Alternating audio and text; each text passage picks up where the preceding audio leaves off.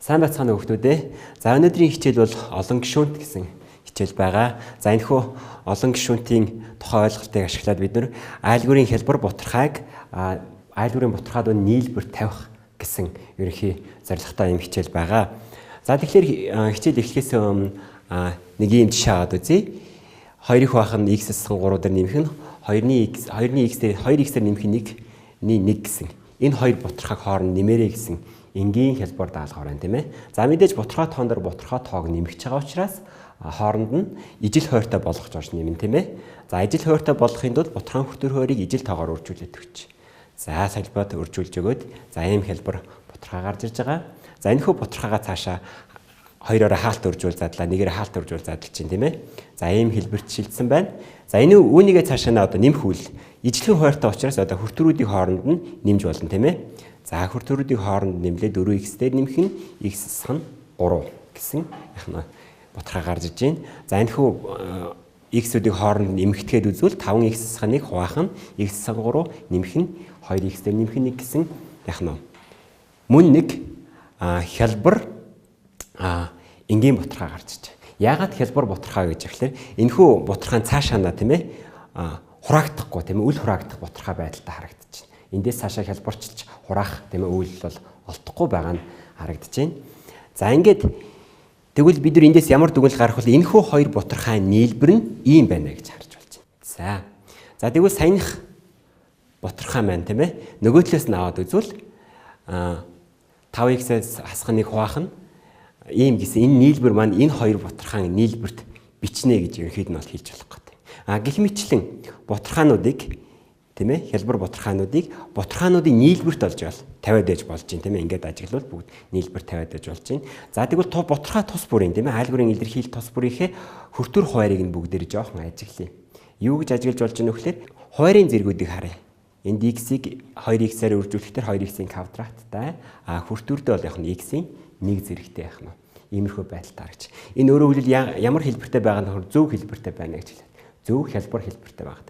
Хүртүрийн хуваарийн зэрэг нь хүртүрийн зэргээс их байгаад байгаа тийм ээ. Ийм байдалтай байна. За тэгвэл энийг яах нь вэ? Ийм хоёр тохиолдолд нийлбэр тавьж болсон юм байна. За дараагийн тохиолдол бүр энэ 3 нийлбэр тавьж. Яагаад 3 нийлбэр тавиад байгаа юм бэ? Ажиглаад харуул. Хуваарт 3 үржигдэхүүн байгаад. Нөгөө 3 үржигдэхүүн чинь тус бүрдээ нэг бутархан хуваар болцсон байгаа гэдгийг ажиглаж байна. Дээдлийнхээс ч мөн ялгаа байхгүй, хоёр дахь жишээгээс ч мөн ялгаа байхгүй, гурав дахь нэхний жишээгээс ч мөн ялгаагүй харж болж байна. За эдгээр бутархай тус бүр нь харин ямар шинж чанартай байна гэдгийг ажиглаж болж байна. Хуваарийн зэрэг нь 1 байхад хүртүрийн зэрэг нь тэг байна тийм ээ. Окей. Дараачих юм ажиглая. Хуваарийн зэрэг нь 1 байхад хүртүрийн зэрэг нь тэг байгаа. Ийм тохиолдол байна. За дөрөв дэх тохиолдлыг харъя. Дөрөв дэх жишээг харъя. Дөрөв жишээнд ямар бутархай байна вэ гэхээр за энэ айлгуурын илэрхийллийг айлгуурын бутархайг за ийм хоёр ялгуур тавьж болж байгаа юм байна. За яагаад ийм хоёр хэлбэр шийдсэн бэхээр энд хүртүрт хуваарт бол хоёр үржигдэхүүн байсан юм байна тийм ээ. Тийм учраас ийм хоёр зүйлд хоёр бутархайн ялгуурт гараад ирсэн юм байна. Нэг олон гишүүнт нь бол бүр x-ийн квадрат зэрэгтэй нөгөө олон гишүүнт бол x-ийн 1 зэрэгтэй байна. Квадрат зэрэгтдээ тохиолдол дээр юу байна вэ гэхээр хүртүрийн зэрэг нь нэгээр бага байгаа гэсэн ийм дүгнэлтийг гаргаж байна тийм ээ. За ерөнхийдөө бол бид нэг иймэрхүү юмыг л өмнөх хичээлүүдээрээ дамжуулаад бүгд мэдчихэж байгаа. За тэгвэл бид бүхэн өмнөх заавал судлах хичээлээрээ бол ийм хэлбэрийн айлгуурын бутархаануудыг ийм хэлбэр задлж болно гэдгийг яах нь ерөнхий тохиолдол бүгдээрээ мэдчихэж байгаа. За тэгвэл өнөөдрийн хичээлээр бид яах нь за хуваарийн олон гишүүнт нь 3 шум олон гишүүнт үржүүр байна. Энэ тохиолдолд энэхүү олон бутархай айлгуурын бутархаан хэрхэн задрах юм бэ? Ямар хэлбэртэй задрах юм бэ гэдэг асуудлыг авч үзэж байгаа гэсэн үг. За тэгэхээр өмнөх ажиглалтаараа бид нэр байх нь 3 үржигдэхүүн байгаа учраас магадгүй 3 бутархай нийлбэр байна гэж харж болох гэдэг тийм ээ. За тэгвэл 3 бутархай нийлбэрт ингээд тавьчих. За тэгвэл энд байгаа хүртүр тус бүрдээ юу байх юм бэ гэдэг асуудал гарч ирж байна. Хүртүр тус бүрдээ юу байх юм бэ? Тэгэхээр мөн бас ажигласан байгаа тийм ээ. Хуваарийн олон гишүүнтийн хүртүрийн олон гишүүнтээс нэг зэргээр их байх ёстой гэвэл энд хүртүрт бол x-ийн тэг зэрэгт байх ёстой болж ин гэсэн үг тийм ээ. За ингээд харуул бид нэр энд a байх ёстой, энд b байх ёстой, энд c байх ёстой гэсэн тамгийг гаргаж болох гэдэг юм тийм ээ. За дараагийн өнөөдрийн хичээлээр үзэх нэг айлгүрийн бутархай бол энэ байна. За энэ бутархайг мөн хэрхэн бутархаануудын нийлбэр тавих вэ гэдэг асуудал гарч иж байгаа гэсэн задлах бай. За тэгвэл хүртүрт 2 үржүр байна. Энэ хоёрын нийлбэрт байна гэж харж болох гэдэг нь тий. За тэгвэл хүртүрт юу байх юм бэ гэдэг асуудал гарч ирж байна. За тийм ээ энд x-ийн 1 зэрэгт байгаа учраас энд x-ийн тэг зэрэг байх хэвээр энд x-ийн квадрат зэрэг байгаа учраас энд x-ийн 1 зэрэг байх хэвээр буюу ерөнхий тохиолдол яах нь bx дээр нэмэх нь c байна гэсэн яах нь ийм дүгнэлтийг гаргаж болох юм тийм ээ. За 3 дахь тохиолдол яах нь ийм тохиолдол байгаа. Энийг мөн яах нь за магадгүй өмнөх хичээлээр үтсэн тийм ээ энэ 3 дахь тохиолдолд төстэй аргаар хялбархан ингээд задлах нэ. За дараагийн дасгал руу ажиллая. За тэгэхээр ийм төрлийн бодлого айлгүрийн бутархайг тийм ээ энгийн бутархаас шилжүүлэхэд бид бүхэн тухайн бодлогыг хараад энэ ямар хэлбэртэй юм бэ гэдгийг таних асуудал байдаг. Хэрвээ хэлбэрээ таниад мэдчихвэл дараа нь түүний коэффициентийг олох буюу тодорхой бус коэффициентийн аргаар коэффициентийг нь олох асуудал байгаа гэсэн үг тийм ээ. За ингээд асуулт бол энэ айлгүрийн бутархай хялбар энгийн бутархай нийлбэрт бичээрэй гэж байгаа. Ерөнхийдөө үл задрах, цаашаа задрахгүй хамгийн хялбар энгийн бутархайг нийлбэр задраа. За А хөлбөрт энэ Б хөлбөрт ийм С, Д, Е гэсэн ийм 5 хариултын аль нь зөв бэ гэдэг дасгал байгаа. За бүгдээрээ ажиглана тийм ээ. За энэ бол яг нь задрах, нийлбэрт задрах тийм ээ бутархай байх нь байна. За юу ч гэсэн хуваарьт 3 үржигдэх хүн байгаа учраас 3 хэсэгт задрах гэдэг тийм ээ 3 хэсэгт задрах гэдэг нэгж таамаглах гэдэг. Гэтэл А тохиолдол энд хүртүүрийн олон гишүүнт, хуваарийн олон гишүүнтэн хүртүүрийн олон гишүүнтэйгээр ижлэхэн зэрэгтэй байгаа тийм ээ. Тэгэхээр А тохиолдол мөн байх уу? Биш байх нь тийм ээ. За Б тохиолдлыг аваад үзье. Б тохиолдол болохоор 2 нийлбэрт задарсан байна. Магадгүй энэ арийнх нь тийм ээ 2 дахь гишүүнийг нь бол дахиад цаашаа задлах боломж байгаа гэдэг нь бол харагдаж байна. За С ч мөн ялгаагүй юм байна. За Д дээр аваад үзье. Д дээр ерөнхийдөө бол 3 нийлбэр задарсан байна. Мөн хуваарийн олон гишүүнт нь хүртүүрийн олон гишүүнтээс их зэрэгтэй байна гэсэн яг нь энэ тохиолдолд ажиглагдсан. За тэгээ бодлогоо зөв буцсан хэсгээ бүгдээрээ шалгая. За зөв хариулт энэ байх нь тийм ээ. За өөрөөр хэлбэл энд юу ярьсан гэхээр өмнөх тийм ээ ерөнхий тохиолдолд ярьсан ийм хэлбэртэй задарна гэсэн яг нь тохиолдлыг авч үзэж байгаа юм байна. За 3 дараагийн жишээ. За энэ айлгүрийн бутархайг хялбар тийм ээ энгийн бутархай нийлбэр задлаараа гэж. Өөрөөр хэлбэл энийг тийм ээ бутархаануудын нийлбэр тавиараа гэдэг асуудал гарч ирж байна. За хуваарьт хэдэн үржүр байгаа юм бэ гэдэг хэлэхээр 2 үржүртэй байдалтай харагдаж байна тийм ээ. Энийг бас x квадратыг бас юу гэж задлж болох? X-ийг үржих нь x квадрат хуваарьтай байна гэж бас харж болох нь байна. За ингээд биччихвэл үндсэн хариулт бол яах нь D хувилбар буюу ийм байна гэж бас яах нь дүгнж болох нь байна. Энэ бол яах нь мөн өмнөх ерхий тохиолдолд ярьсан дүрмээр ийм байгаа нь харагдаж байна тийм ээ. За дараагийн асуудлыг авч үзье. За 4-р бодлого. За мөн одоо манайх жишээгээр бол 3-т 2-т тохиолдол явж байна. За энэ айлгүрийн бутархай хялбар энгийн бутархай нийлбэрт бичээрэй гэж. Энэ айлгүрийн бутархай хялбар энгийн бутархай нийлбэрт бичээрэй. За хуваарьт бол 2 үржүр байна. За тэгэхээр 2 нийлбэрт задарч болно. За x нэг нь бол x-ийн квадрат зэрэгтэй юм байна тийм ээ. За 2 нийлбэрт задарч байгаа боловч энэ яах нь x-ийн 2 хуваарьтай тохиолдолд хүртүр нь ийм байж болох уу гэдэг асуудал гарч ирж байгаа. Хүртүр мэдээж эндээс нэг зэрэгээр бага байх хэрэгтэй болохоос А тохиолдол буруу байна. За Б тохиолдол дээр ирэхээр энд 2 дахь гишүүн нь x-ийн квадраттай байхад хүртүр нь Б болцсон байгаа тийм ээ. X-ийн зэрэгээр нэгээр бага байх хэрэгтэй буюу эргийдээ бол яг нь D хувилбар дээр хариулт зөв байх нь тийм ээ. Хариулт зөв. Ийм хэлбэртэй задарна гэж ерөнхийдөө таньж байгаа гэсэн үг байна шүү дээ. За ингээд хэдүүлээ одоо тухайн бодлогын хэлбэрийг нь хараад өгөгдсөн хэлбэрийг хараад энэ тийм хэлбэртэй задарна гэдгийг бол ойлгосон байгаа. Одоо тэгвэл тийм хэлбэртэй задрах юм бол тэр үл мэддэх коэффициент болох А, Б, С, Д гэсэн тоонуудыг хэрхэн олох тухай бүгдээрээ авч үзье. Ингээд эхний жишээ бол дараах айлгүрийн бутархайг тийм ээ нийлбэрт задлаараа гэж. Өөрөөр хэлбэл эхний жишээ бол энэ байна тийм ээ.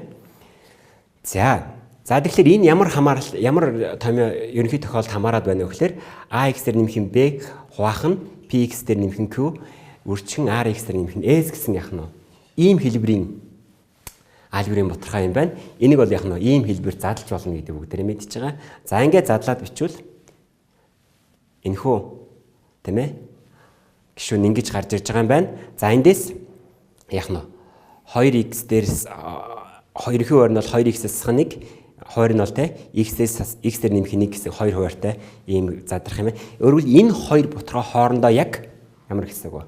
Яг адилхан байна гэсэн санаа явж байгаа гэсэн. Өөрөөр хэлбэл буцаагаад тийм ээ арын энэ боторхой тоонуудыг хооронд нэмэхэд урд талд байгаа тэнцвэг нэмэх урд талд байгаа альберийн боторхой гарч ирэх ёстой гэсэн үг тийм ээ.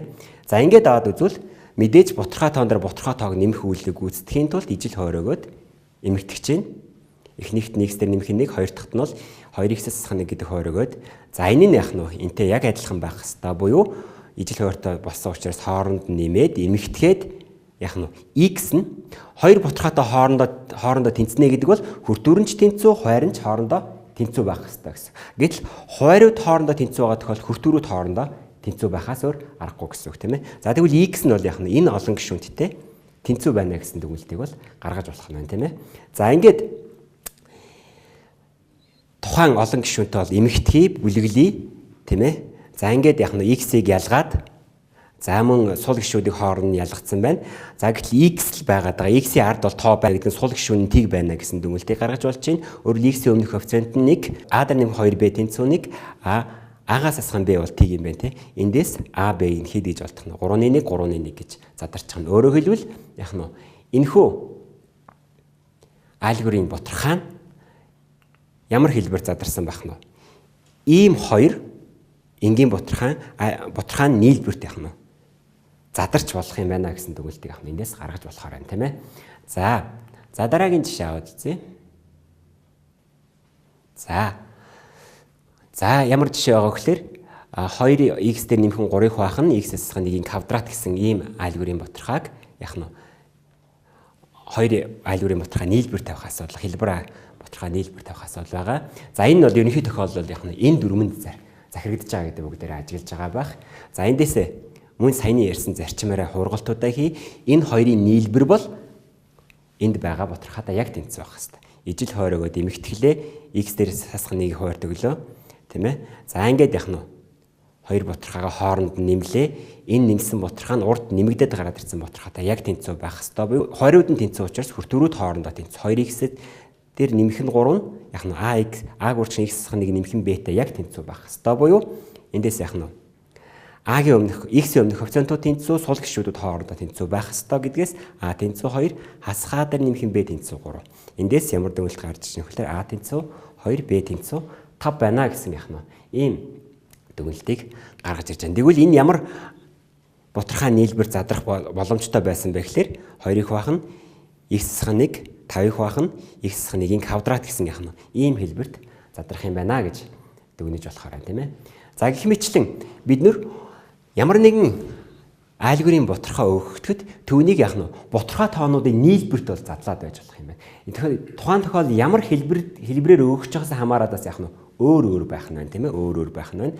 За ингээд саяны өмнөх жишээгээр авч үзсэн тийм ээ. За энэ хойр нь 3 үржүүр байгаа. Энэ тохиолдлыг бүгдээрээ тодорхой бус коэффициентийн аргаараа энэ a b c-ийг мэддэхгүй учраас энэ тодорхой бус коэффициентийн арга гэж яриад байгаа тийм ээ.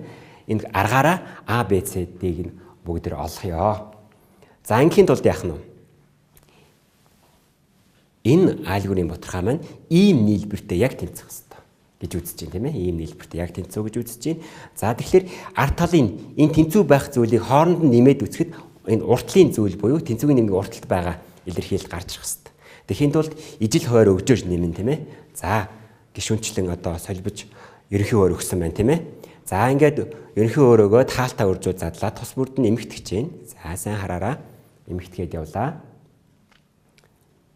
За ингээд яах нь одоо төсөөтэй гишүүдийг хооронд нэмэгдэх хэвээр. X-ийн квадратууд хоорондоо эмэгдэхтэн, X-д хоорондоо эмэгдэхтэн, сул гишүүнүүд хоорондоо эмэгдэхтэн тийм ээ. За ингээд ялгаад бичвэл яах нь хаалтаа үржүүд задлаад ялгаад бичвэл за ийм байдалтай. ax квадрат bx квадрат cx квадрат хасах нь ax хасах нь 2 bx хасах нь 5 cx хасах нь 2a хасах нь 3b нэмэх нь 6c гэсэн яах нь ийм байдалтай болдож байна. За эндээс яах нь ерөнхий хэлбэрийг харж байгаа тийм ээ. Ийм хэлбэртэй байна гэдэг. Квадрат 3 гишүүнт гарч ирж байгаа ерөнхийдөө бол тийм ээ. Энэ нь анхны өвөгдсөн тийм ээ энэ ботхорхон хүртүүртэй яг тэнцүү байх хэвээр буюу x квадратын өмнөх коэффициентууд тэнцүү, x-ийн өмнөх коэффициентууд тэнцүү, сул гишүүд хоорондоо тэнцүү. Гэтэл энд x-ийн x квадрат өгдөөгүй. Энд x квадрат гэдэг зүйл байгаагүй. Байгаагүй шалтгаан нь юу гэхээр x квадратын өмнөх коэффициент юу гэсэн үг байна вэ? Тэг байсан гэсэн ийм дүгнэлтийг хийх нь тийм ээ. За тэгэхээр x квадратын өмнөх коэффициент буюу ABC3-ын нийлбэр тэг. За мөн x-ийн өмнөх коэффициент 1. Яг тэгэхээр энд 1 байгаа учраас энд тэнцэх зүйлийн маань x-ийн өмнөх коэффициент 1 байх нь байна. За сул гишүүн нь энд бол 10 гэж байгаа юм байна. Тэгвэл бидний эмэгтэйд болсон илэрхийллийн олон гишүүнтэй маань сул гишүүн 10 та тэнцсэн гэдгээс за энэ яг нь 3 үлдэн мэддэг штэ. Шом тэгшлийн системийг бодоод хялбарчлаад хариувал А нь 4-ийн 13, Б нь хасах 4, С нь 4-ийн 1 гэсэн яг нь ийм үр дүн гарч ирж байгаа юм. За гэх мэтлэн зөндөө олон бодлогуудыг бид бүхэн цаашдаа бол асуудлыг шийдэж болно. Энэхүү чадварыг эзэмссэн байх нь бол мэдээж хамгийн чухал. Яагаад гэвэл цаашдаа бол интеграл, дифференциал гэх мэтлэн дараагийн хичээлүүдтэй энэхүү бодлого нь бол нэлээд уялдаж орж ирэх учраас хүн болгон энийг хийж сурах нь сурсан байх нь мэдээж чухал байгаа. Ингээд цаашдаа өөрсдийгөө сориод юу хийж үзэж болох вэ гэхээр сурах бичгийн хуудас 34, 35 дээр байгаа хэсгийг ерөнхийдөө бол харж олон дасгал 32, 33 дугаар дасгалуудыг бол ерөнхийдөө бүгдээрээ ажиллаж үзээрэй гэж захимаар байна. Ингээд анхаарал тавьсан хүүхдүүдэд баярлалаа.